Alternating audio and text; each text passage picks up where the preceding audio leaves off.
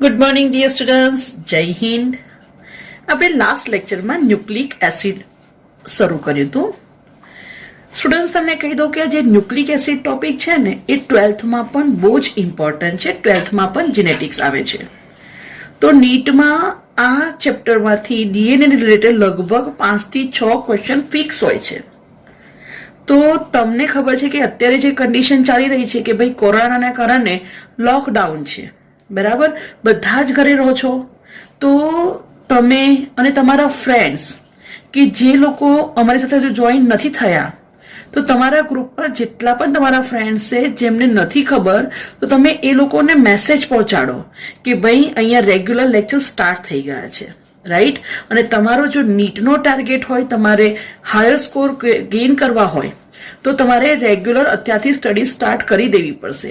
કારણ કે જ્યારે નેક્સ્ટ યર જ્યારે નીટ આવશે તો એ નીટની એક્ઝામ ડિલે નહીં થાય. તો સિલેબસ એટલો જ છે, તો અત્યારથી પ્રિપરેશન રેગ્યુલર સ્ટાર્ટ થાય. એટલા માટે તમારા જે ફ્રેન્ડ્સને ખબર નથી એ લોકોને કહી દો, જોઈન થાય. ડિવાઇનમાં એડમિશન ના કરાવ્યું હોય તો ફટાફટ એડમિશન કરાવી દે. રેગ્યુલર એમના ટેસ્ટ પણ લેવાશે, દરેક લેક્ચર રેગ્યુલર મળશે. કારણ કે આપણી જે ડિવાઇનની ટીમ છે એમાં બધા જ હાઈલી એક્સપિરિયન્સ ટીચરની ટીમ છે અને જેમને અત્યાર સુધીમાં બેસ્ટ રિઝલ્ટ આપ્યું છે. ઇવન જે લાસ્ટ યરના પંચમહાલ ટોપર્સ છે એ પણ અત્યારે ડિવાઇનમાં જ સ્ટડી કરી રહ્યા છે, રાઈટ. તો તમારે એક 11-12થમાં સારું રિઝલ્ટ લાવવું હોય તો બરોડા, અમદાવાદ જવાની જરૂર નથી. ગોધરામાં રહીને પણ તમને સારું રિઝલ્ટ મળે જ છે અને મળતું જ રહેશે, બરાબર. તો તમે લોકો પણ હવે સિરિયસલી આ ન્યુક્લિક એસિડ કરવા માંડજો કે જે તમને 12થમાં પણ યુઝફુલ નીવડે, બરાબર. આપણે લાસ્ટ લેક્ચરમાં સ્ટાર્ટ કર્યું હતું ન્યુક્લિક એસિડ. ન્યુક્લિક એસિડ ખબર છે, ડીએનએ અને આરએનએ.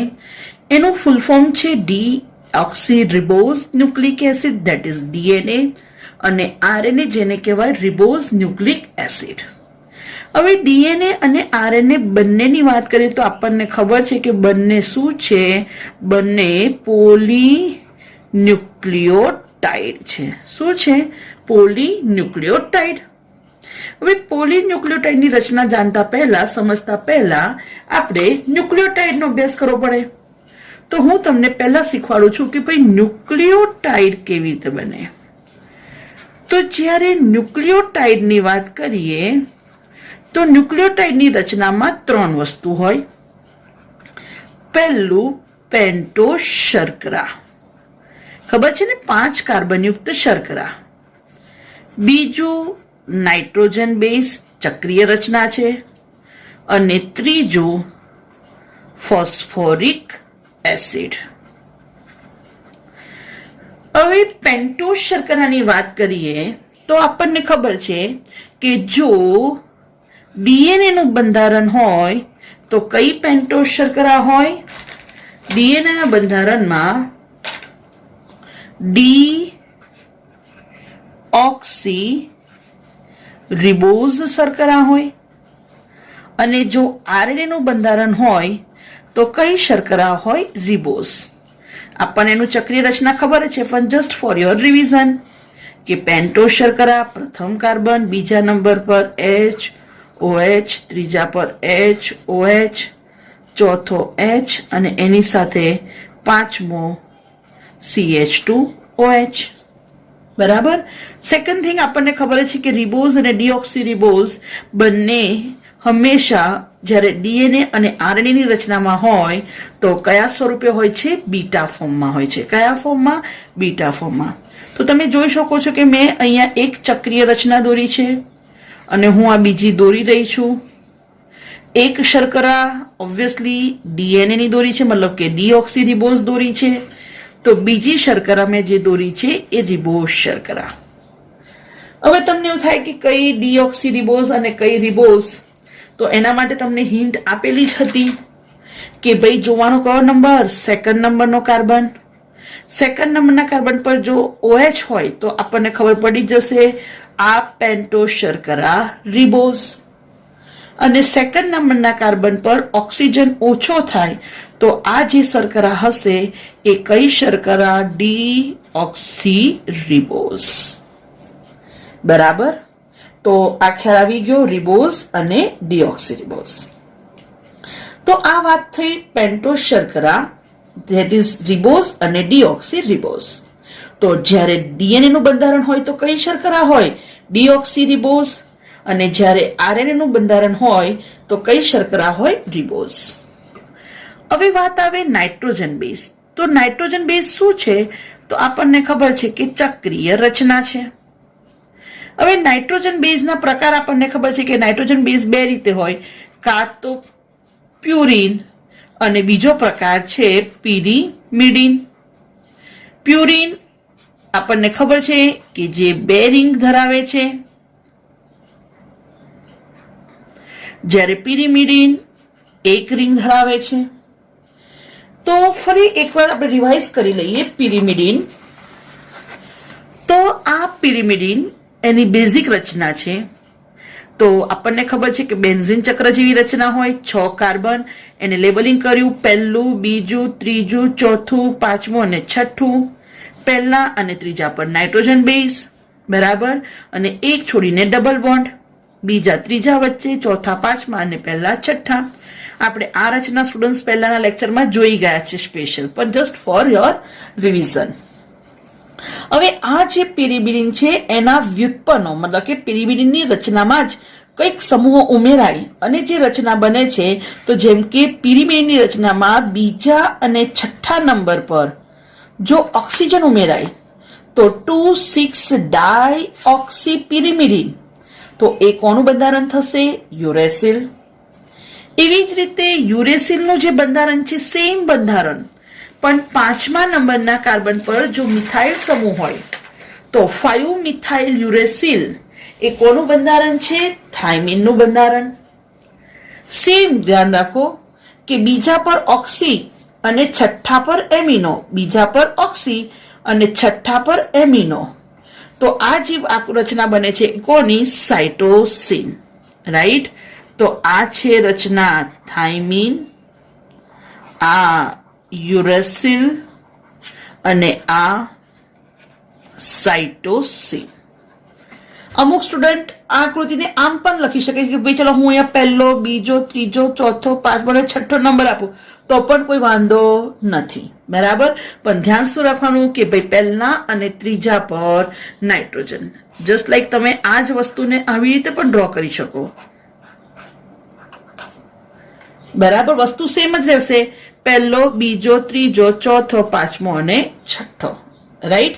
આમ ડ્રો કરવા પણ ખોટું નથી, પણ બંધ પેલી જ રીતે યાદ રાખવાના, 1, 2, 3, 4, 5 અને 6. એટલે બંધ બીજા, ત્રીજા, ચોથા, પાંચમા અને પહેલા ને છઠ્ઠા વચ્ચે. Is it okay? બરાબર. તો આ થયું પિરિમિડિન. પિરિમિડિન એનામાંથી જ કયા રૂપાંતરિત પિરિમિડિન છે? તો થાઇમિન, યુરેસિલ અને સાઇટોસિન. હવે પિરિમિડિનની વાત કરીએ તો ધ્યાન રાખજો, એક રિંગ બંધારણ ધરાવે છે અને ઉદાહરણમાં થાઇમિન, યુરેસિલ અને સાઇટોસિન. બીજો પ્રકાર આપણને ખબર જ છે કે પ્યુરિન એના બંધારણમાં બે રિંગ હોય. એક રિંગ તો પિરિમિડિન જેવી જ છે અને બાકી 7, 8 અને 9 કાર્બન, બરાબર. તો બે રિંગનું બંધારણ કોનું છે? પ્યુરિન. હવે પ્યુરિનના જ રૂપાંતરિત ઘટકો, તો પ્યુરિનના બંધારણમાં માઇનોર કંઈક ઉમેરાય સમૂહ, બરાબર. માઇનોર ચેન્જ થાય, જેમ કે પ્યુરિનના બંધારણમાં છઠ્ઠા નંબર પર જો એમિનો જૂથ ઉમેરાય તો જે રચના બને એ કહેવાય એડેનાઇન, બરાબર.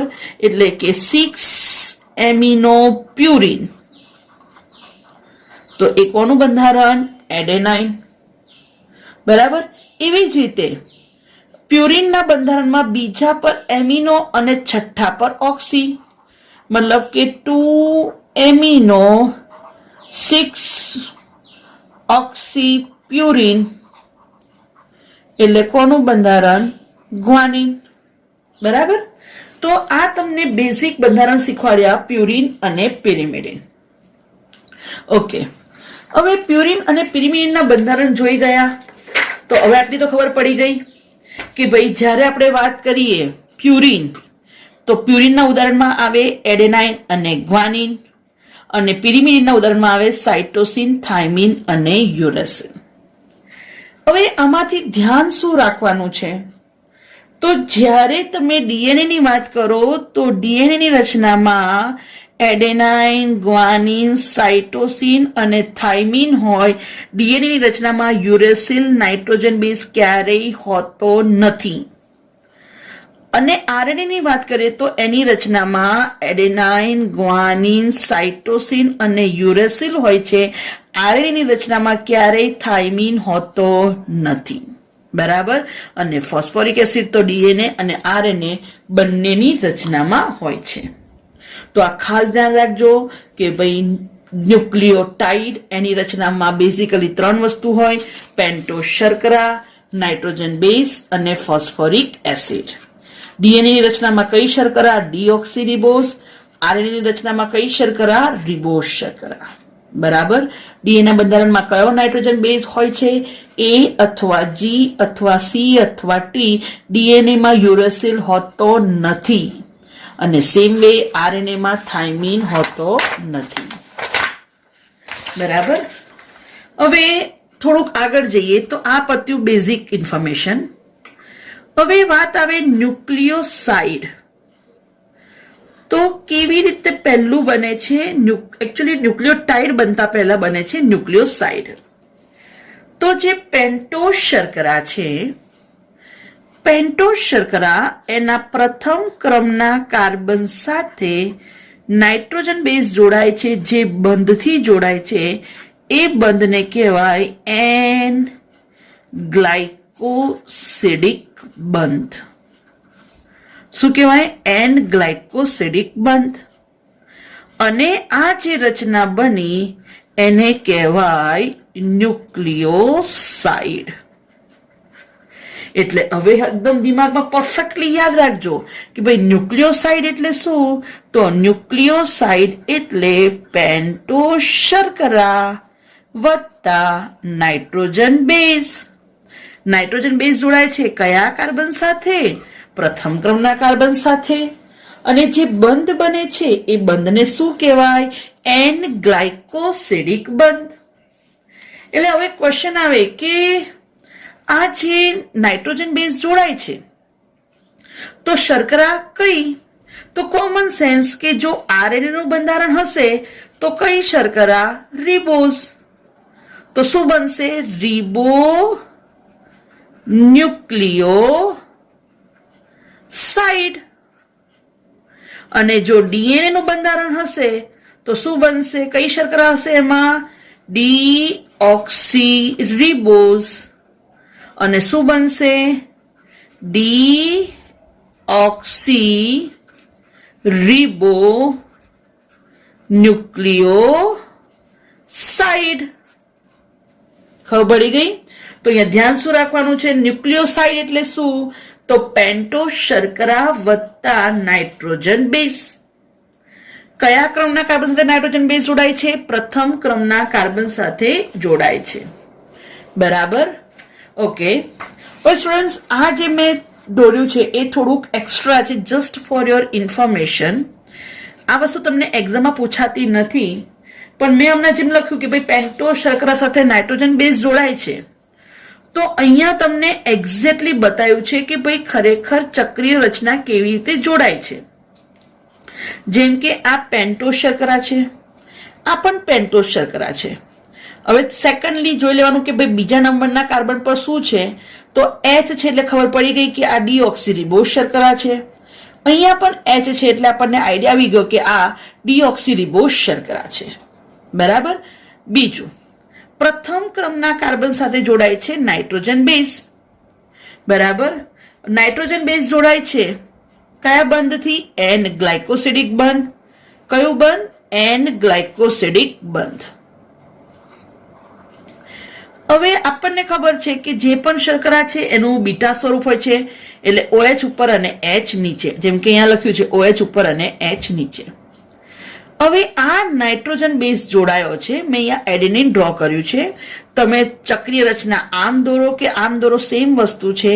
મેઇન 9મા નંબર પર જે નાઇટ્રોજન છે એની સાથેનો હાઇડ્રોજન અને શર્કરાનો અહીંયા જે OH હોય છે, બે વચ્ચે પ્રક્રિયા થાય છે, H2O દૂર થાય છે અને બંધ બને છે એન ગ્લાયકોસિડિક બંધ. તો આ જસ્ટ તમારી ઇન્ફોર્મેશન માટે કે જ્યારે ચક્રીય રચના પ્યુરિનની હોય તો 9મા નંબર પર જે છે એ બંધ બનાવે છે પેન્ટોઝ શર્કરાના પ્રથમ ક્રમના કાર્બન સાથે. હવે ધારો કે પિરિમિડિનનું બંધારણ છે, તો પિરિમિડિનના બંધારણમાં ત્રીજા નંબરની જે રચના છે, મતલબ કે અહીંયા ત્રીજા નંબર પર નાઇટ્રોજન છે, તો એ બનાવે છે એન ગ્લાયકોસિડિક બંધ. કોની સાથે? શર્કરા. તો આની સાથે પણ H, અહીંયા હશે OH, એટલે H2O દૂર થઈ ગયું અને બની ગયો બંધ એન ગ્લાયકોસિડિક બંધ. બરાબર. જસ્ટ લાઈક મેં તમને હમણાં જે ખાલી ડ્રો કર્યું કે ભાઈ પેન્ટોઝ શર્કરા એની સાથે નાઇટ્રોજન બેઝ જોડાય છે, તો એ ખાલી મેં એન લખ્યો હતો. અહીંયા આ તમને જસ્ટ ખાલી તમારી જાણ માટે ડિટેલમાં બતાવી દીધું કે ભાઈ એક્ઝેક્ટલી એ રચના કેવી રીતે જોડાય છે. બરાબર.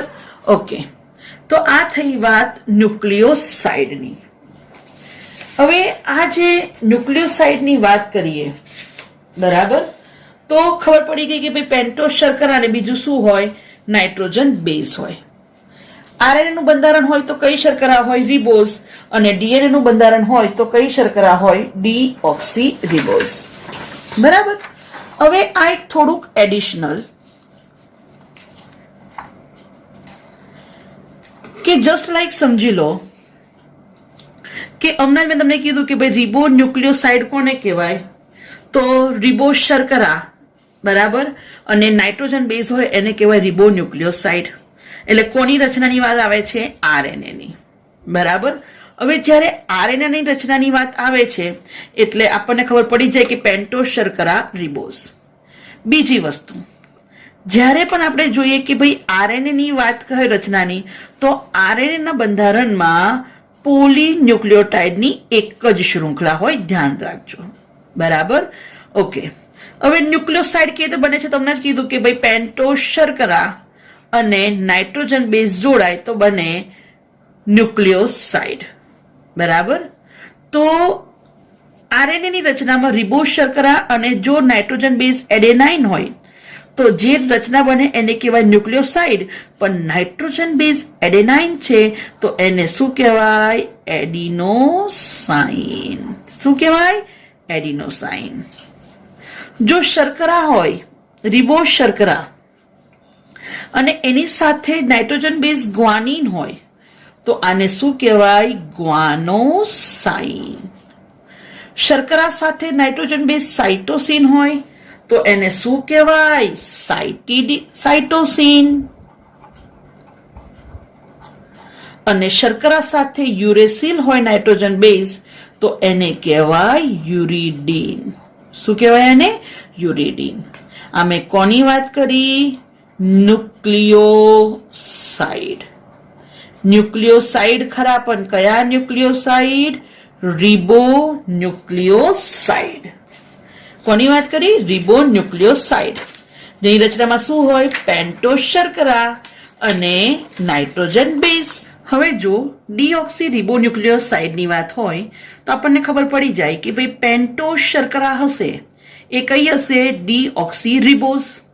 અને ડીઓક્સી રિબોઝ શર્કરાના પ્રથમ ક્રમના કાર્બન સાથે નાઇટ્રોજન બેઝ જોડાય તો જે રચના બને એને કહેવાય ડીઓક્સી રિબો ન્યુક્લિયોસાઇડ. તો ધ્યાન રાખવાનું કે ભાઈ ડીઓક્સી રિબો ન્યુક્લિયોસાઇડની વાત કરીએ તો શર્કરા હોય ડીઓક્સી રિબોઝ અને આ DNA ની રચના છે એટલે નાઇટ્રોજન બેઝ કયા હોય? કાં તો A અથવા G અથવા C અથવા T. હવે જેમ કે વાત કરીએ પહેલી કે ભાઈ જો ડીઓક્સી રિબોઝ શર્કરા છે, ડીઓક્સી રિબોઝ શર્કરા, અને એની સાથે નાઇટ્રોજન બેઝ જો એડેનાઇન હોય અને જે રચના બને અથવા તો જે ન્યુક્લિયોટાઇડ બને એને શું કહેવાય? તો એને કહેવાય ડીઓક્સી રિબોઝ એડિનોસાઇન. બરાબર. જો એવી જ રીતે શર્કરા ખબર જ છે ડીએનએ નું બંધારણ છે એટલે કઈ શર્કરા હોય? ડીઓક્સી રિબોઝ શર્કરા. આ ડીઓક્સી રિબોઝ શર્કરા સાથે નાઇટ્રોજન બેઝ ગ્વાનિન હોય, બરાબર? તો જે રચના બને એને કહેવાય ડીઓક્સી રિબોઝ ગ્વાનોસાઇન. હવે એવી જ રીતે જો શર્કરા ડીઓક્સી રિબોઝ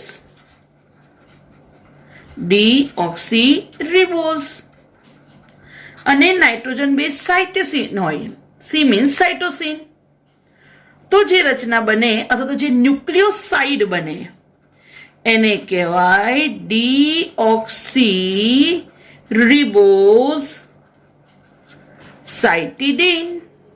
બરાબર, આપણે રચના જોઈ રહ્યા છીએ ન્યુક્લિયોસાઇડ, એમાં પણ શર્કરા ડીઓક્સી રિબોઝ છે એટલે આ થશે ડીઓક્સી રિબો ન્યુક્લિયોસાઇડ, જેની રચનામાં પેન્ટોઝ શર્કરા અને પ્રથમ ક્રમના કાર્બન સાથે નાઇટ્રોજન બેઝ જોડાય છે. કયા બંધથી?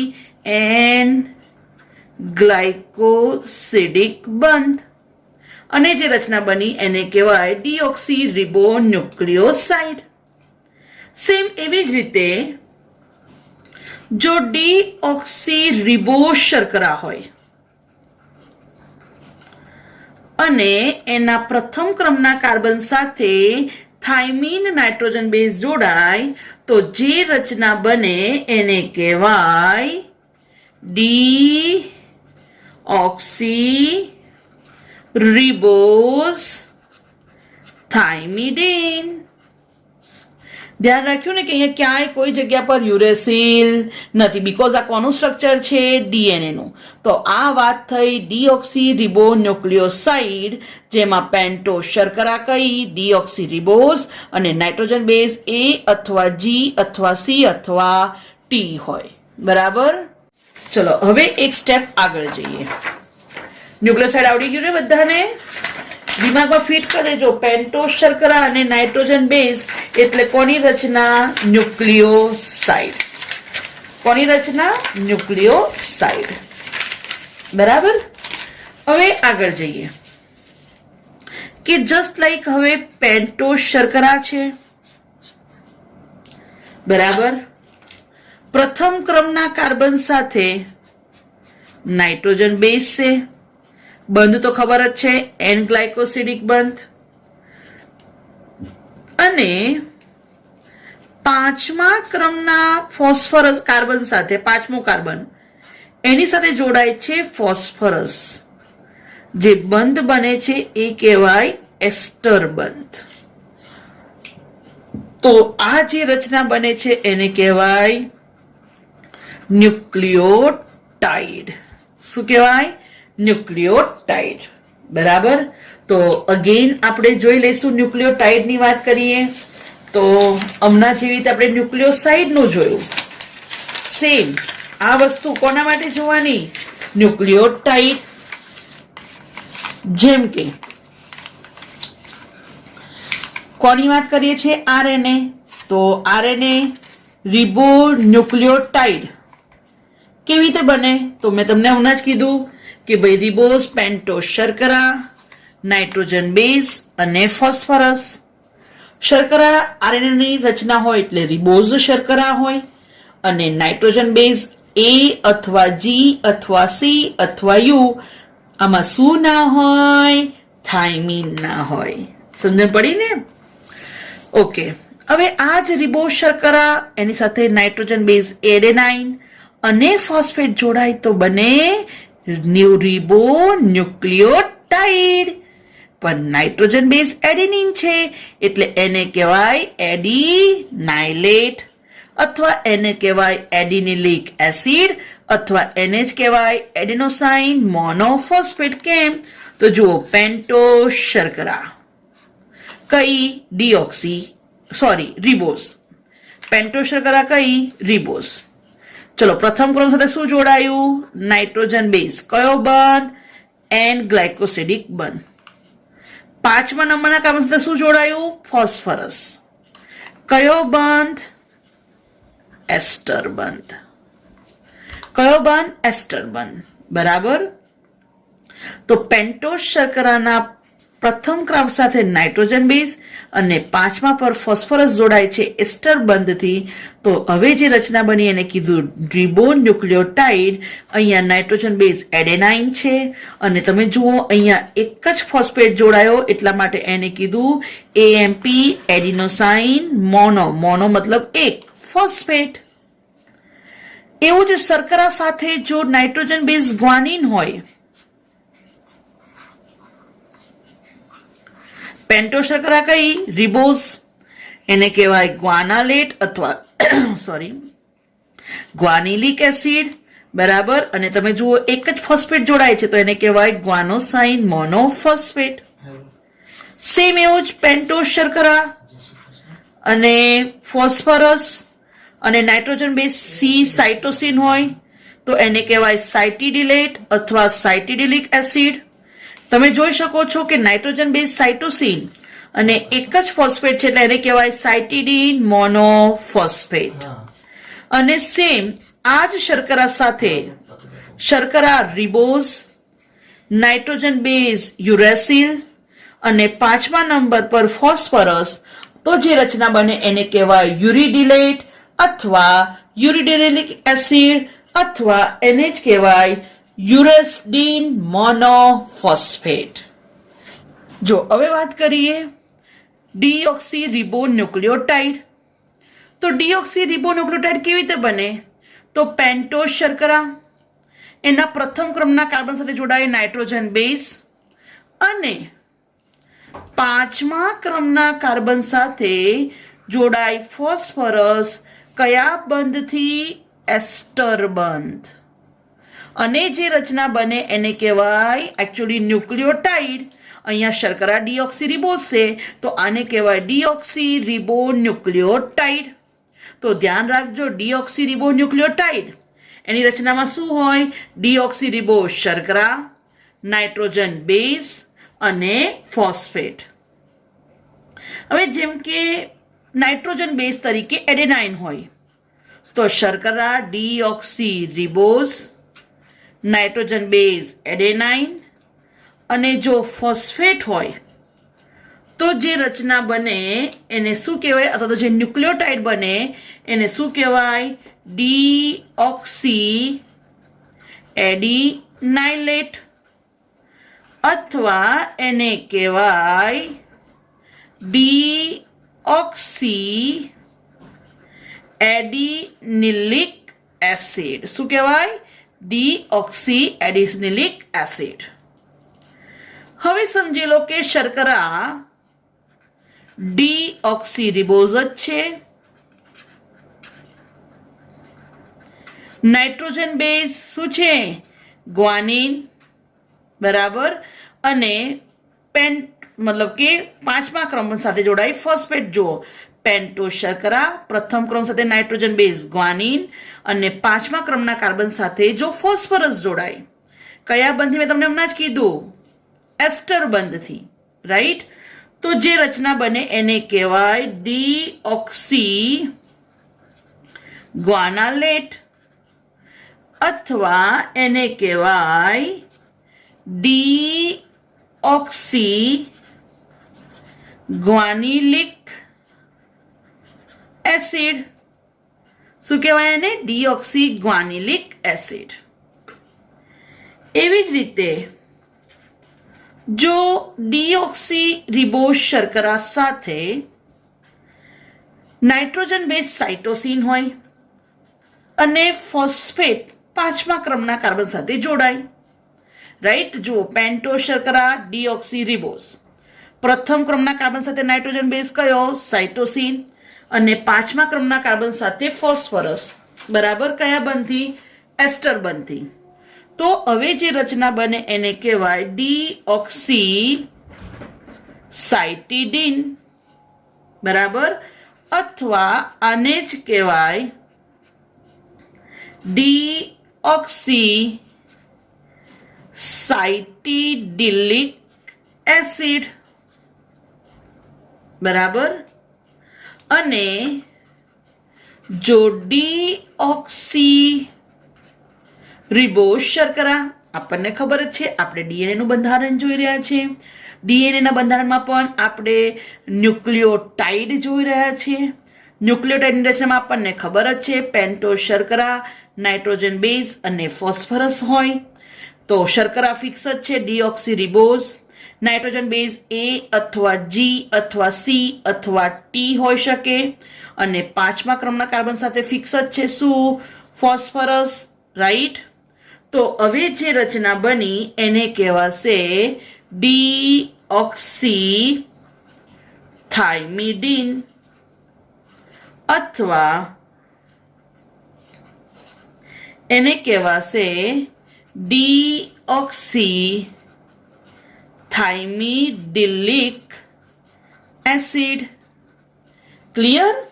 તો આના પરથી ખાસ ધ્યાન રાખવાનું કે જ્યારે પણ ડીએનએ ની વાત કરીએ તો ડીએનએ રચનામાં પેન્ટોઝ શર્કરા કઈ હોય? Deoxy ribose. અને નાઇટ્રોજન બેઝ હોય એડેનાઇન અથવા ગ્વાનિન અથવા સાઇટોસિન અથવા થાઇમિન. ડીએનએ ની રચનામાં યુરેસિલ હોતો નથી. બરાબર? મારી ઇન્ફોર્મેશન માટે એક્ઝેક્ટલી રચના કેવી રીતે રચાય છે આ મેં એડિશનલ ચાર્ટ ડ્રો કર્યો છે. જેમ કે આ છે પેન્ટોઝ શર્કરા. પેન્ટોઝ શર્કરા સાથે પ્રથમ ક્રમ પર નાઇટ્રોજન બેઝ, એ તો આપણે જોઈ ગયા કે ભાઈ શર્કરામાંથી OH અને આ જે નાઇટ્રોજન બેઝ છે અહીંયાથી H, એટલે H2O દૂર થઈ જાય. બરાબર? અને મેં તમને કીધું હતું કયા નંબર પર? 9. ખબર છે ને? 9 નંબર પર અહીંયા NH હોય એટલે H દૂર થયો અને અહીંયાથી OH. સેમ એવું 5મા નંબર પર, જેમ કે આ ચોથો નંબર, તો આ કયો નંબરનો કાર્બન? 5મા નંબરનો carbon. Right? This is number 1, 2, 3. Okay, 1, 2, 3, 4, 5, 6, 7, 8 અને 9. બરાબર? ઓકે. તો પેન્ટોઝ શર્કરા એના 5મા ક્રમના કાર્બન સાથે ફોસ્ફરસ જોડાય છે. ફોસ્ફરસ કયા સ્વરૂપે હોય છે? ફોસ્ફોરિક એસિડ સ્વરૂપે. H3PO4 કયા સ્વરૂપે હોય છે? H3PO4. તો આ જે ફોસ્ફોરિક એસિડ છે એમાંથી H અને પેન્ટોઝ શર્કરાનો અહીંયા જે CH2OH છે એમાંથી OH દૂર થાય. તો અહીંયા H2O દૂર થઈ ગયો એટલે બંધ બની ગયો. અને આ જે બંધ બન્યો મેં તમને કીધું કયો બંધ? એસ્ટર બંધ. કયો બંધ? એસ્ટર બંધ. ફરી કહું છું સ્ટુડન્ટ્સ, આ તમારે દોરવાનું નથી, આ જસ્ટ તમારી ઇન્ફોર્મેશન માટે છે, તમારા કન્સેપ્ટ ક્લિયર થાય. બરાબર?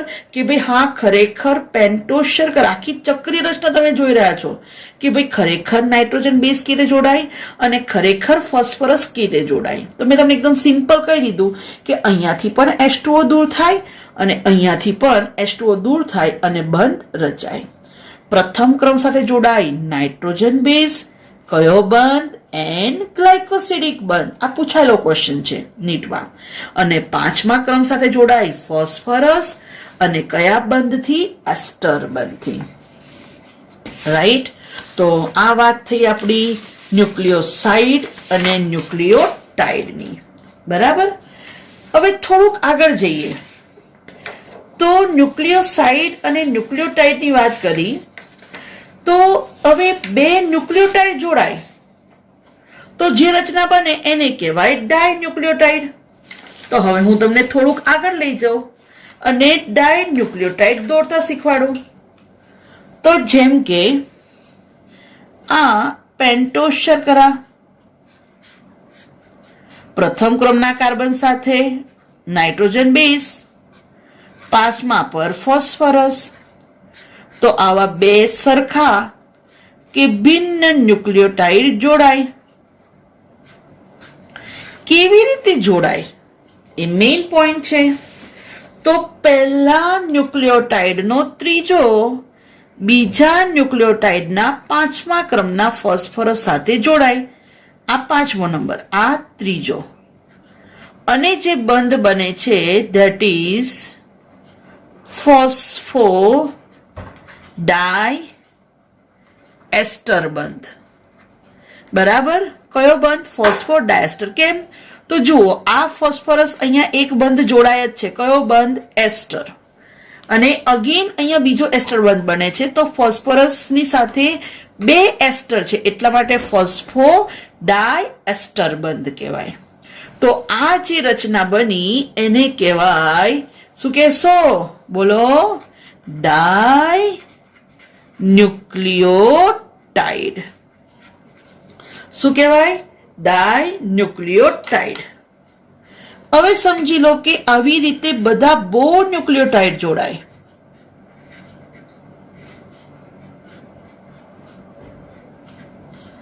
બરાબર? બધા બહુ ન્યુક્લિયોટાઇડ જોડાય તો જે રચના બને એને કહેવાય પોલી ન્યુક્લિયોટાઇડ. ખબર પડી ગઈ?